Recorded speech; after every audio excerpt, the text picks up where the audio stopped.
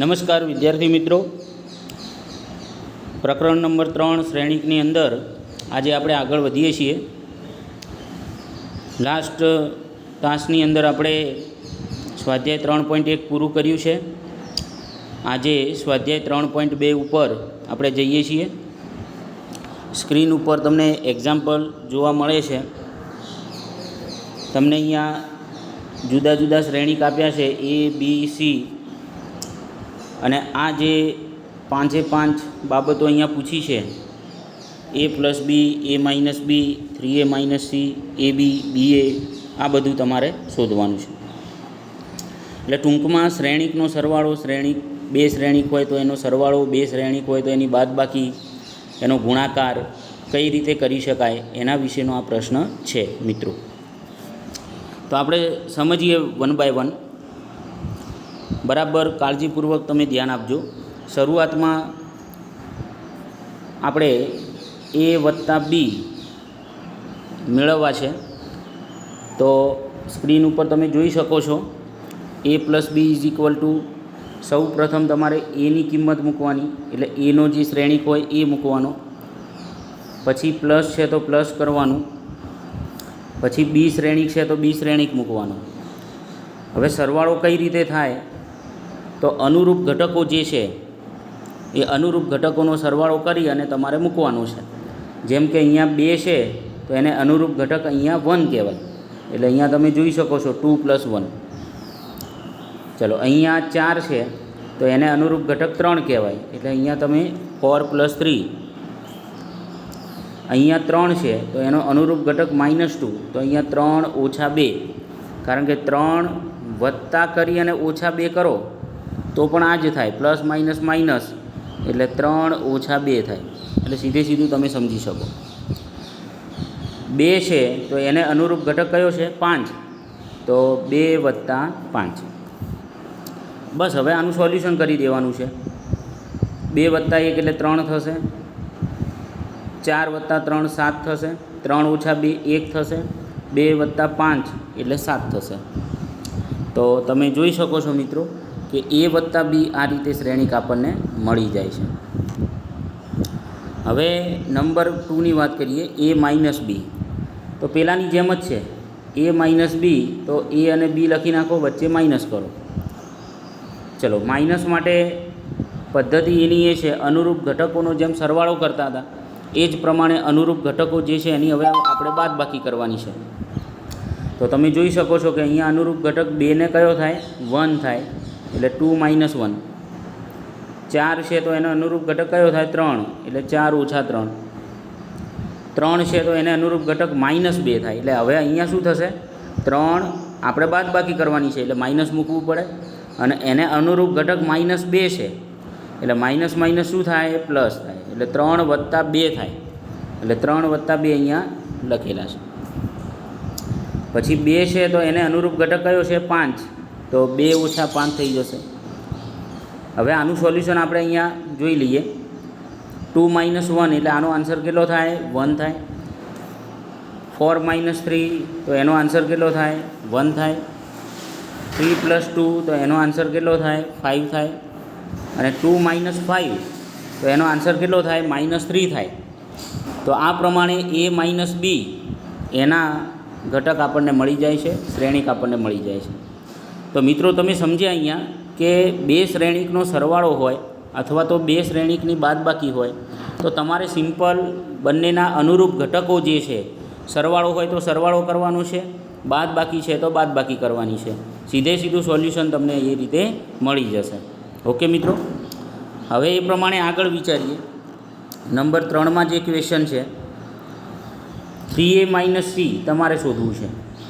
3A - C શોધવા માટે સૌપ્રથમ આપણે 3A - C is equal to લખીશું. ચલો, 3 છે તો 3 એઝ ઇટ ઇઝ રાખવાના છે, ગુણાકારમાં છે. અને A તો શ્રેણિક A આપણે મૂકવાનું છે, જે તમે સ્ક્રીન ઉપર જોઈ રહ્યા છો. પછી માઇનસ છે તો માઇનસ આપણે કરવાનું છે, અને C છે તો C શ્રેણિક આપણે મૂકવાનું છે.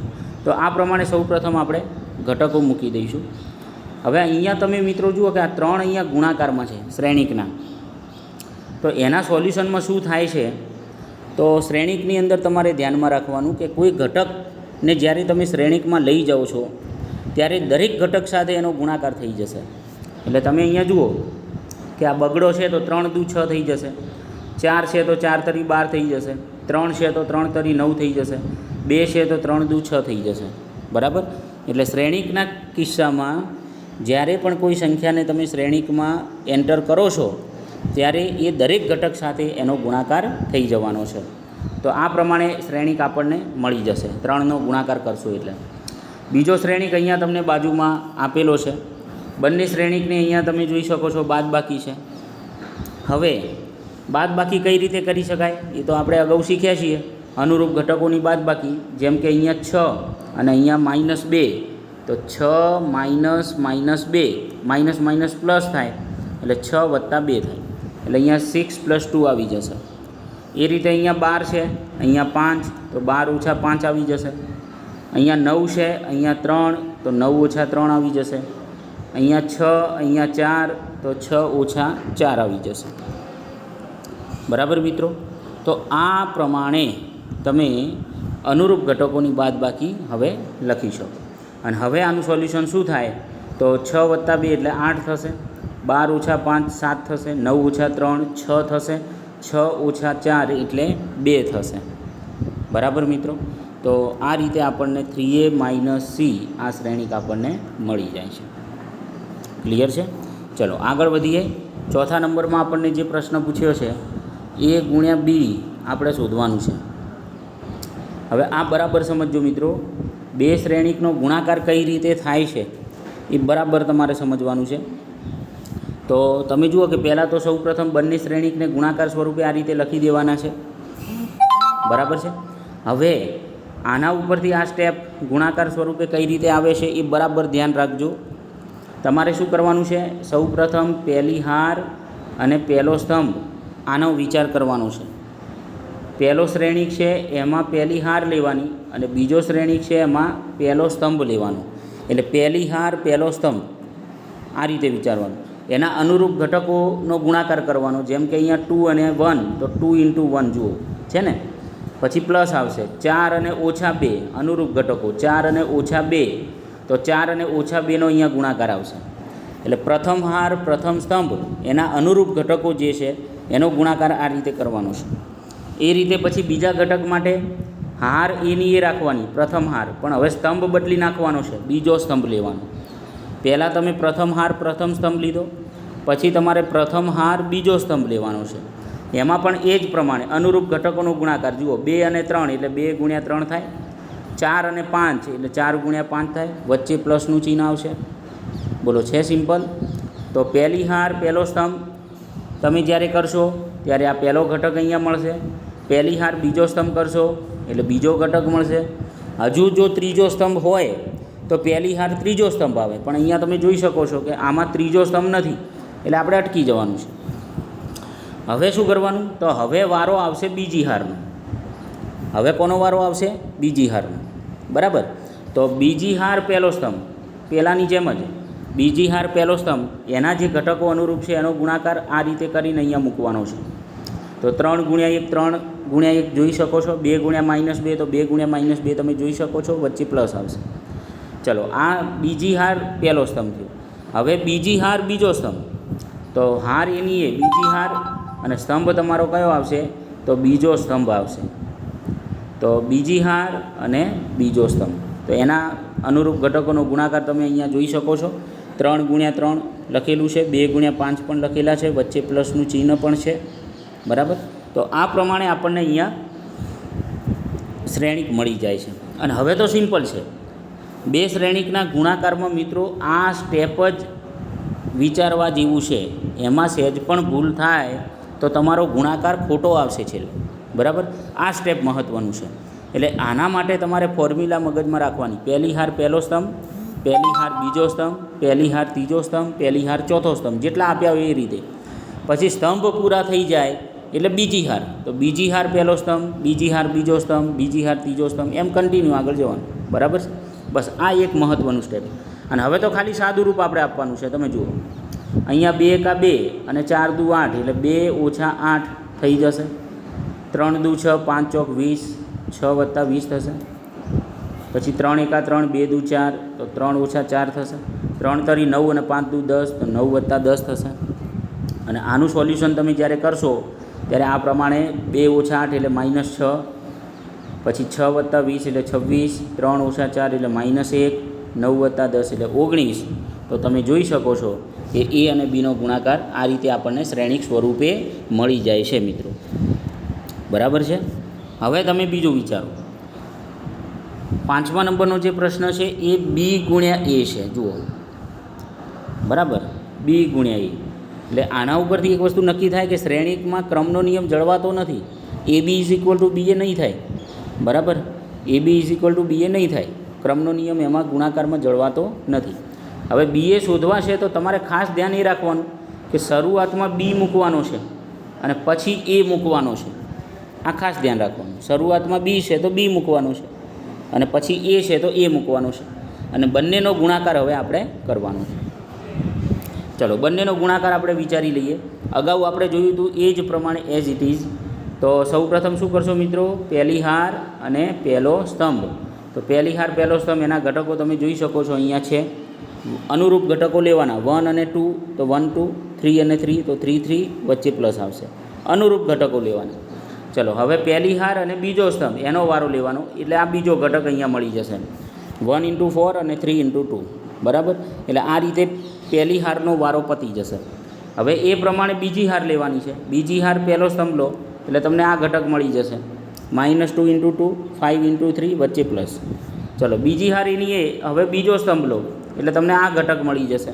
-2 × 4 +5 × 2. બોલો, ક્લિયર છે? અને હવે તો સહેલું છે, આનું તો ફક્ત આપણે સાદું રૂપ આપવાનું છે. 2 × 1 2 થશે, 3 તરી 9 થશે એટલે 2 + 9 અહીંયા મળી જશે. 4 એકા 4, 3 દુ 6, 4 વત્તા 6 મળી જશે. 2 દુ 4 એટલે -4, 5 તરી 15 એટલે -4 વત્તા 15 મળી જશે. 4 દુ 8 -8, 5 દુ 10 -8 વત્તા 10 મળી જશે. અને આનું સાદું રૂપ તમે આપશો મિત્રો એટલે 9 વત્તા 2 એટલે 11, 6 વત્તા 4 10, 15 ઓછા 4 11 અને 10 ઓછા 8 એટલે 2. તો આ પ્રમાણે તમને અહીંયા બીએ જે શ્રેણિક છે એ શ્રેણિક અહીંયા મળી જાય છે. બોલો, થાય છે ક્લિયર મિત્રો? તો ખૂબ જ અગત્યનો પોર્શન છે. ગુણાકાર, સરવાળો, બાદબાકી બે શ્રેણિકના કઈ રીતે કરી શકાય એના માટેનો આ બહુ સારામાં સારો એક્ઝામ્પલ હતો. તમે આખો એક્ઝામ્પલ બહુ સારી રીતે જોજો અને ગણિતના ચોપડામાં સોલ્યુશન સાથે તમે એને ઉતારી લેજો. ચલો, નેક્સ્ટ એક્ઝામ્પલ ઉપર આપણે જઈએ. આના જેવા બીજા એક્ઝામ્પલ હશે જ અહીંયા. જુઓ, એના પછીનો એક્ઝામ્પલ છે ગણતરી કરો. અહીંયા તમે જોઈ શકો છો બે શ્રેણિક છે અને વચ્ચે પ્લસ છે. પ્લસ એટલે બે શ્રેણિકનો આપણે સરવાળો કરવાનો છે. તો સરવાળો કરતાં તો હમણાં શીખ્યા મિત્રો. બે શ્રેણિકનો સરવાળો છે એટલે અનુરૂપ ઘટકોનો સરવાળો અહીંયા થઈ જશે. અને પછી a વત્તા a એટલે 2a, b વત્તા b એટલે 2b, -b + b 0 થશે અને a વત્તા a એટલે 2a થશે. બરાબર, તો આ રીતે આન્સર તમને મળી જશે. ચલો, નેક્સ્ટ જઈએ આપણે. ચલો, અહીંયા પણ તમે જુઓ બે શ્રેણિક આપ્યા છે અને વચ્ચે પ્લસ આપ્યું છે એટલે બે શ્રેણિકનો આપણે સરવાળો જ કરવાનો છે મિત્રો. બરાબર, તો બે શ્રેણિકનો સરવાળો કરવો છે તો આપણે ખબર છે કે અનુરૂપ ઘટકો જે છે એનો સરવાળો થશે a² વત્તા b² વત્તા 2ab એટલે અહીંયા આવી ગયું. જુઓ, પછી b² વત્તા c² વત્તા 2bc એટલે અહીંયા આવી જશે.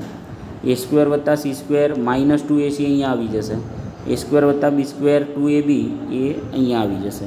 માઇનસ છે એટલે માઇનસ લખાશે અહીંયા. અને હવે તમે જુઓ કે આ જે છે કોનો વર્ગ થાય? તો a + b² આ b + c² આ a ઓછા c² અને આ a ઓછા b². બરાબર છે મિત્રો? તો આ તો એકદમ સિમ્પલ છે. બે શ્રેણિકનો સરવાળો બહુ સારી રીતે હવે આપણે સમજી ગયા છીએ. નેક્સ્ટ એક્ઝામ્પલ ઉપર જઈએ.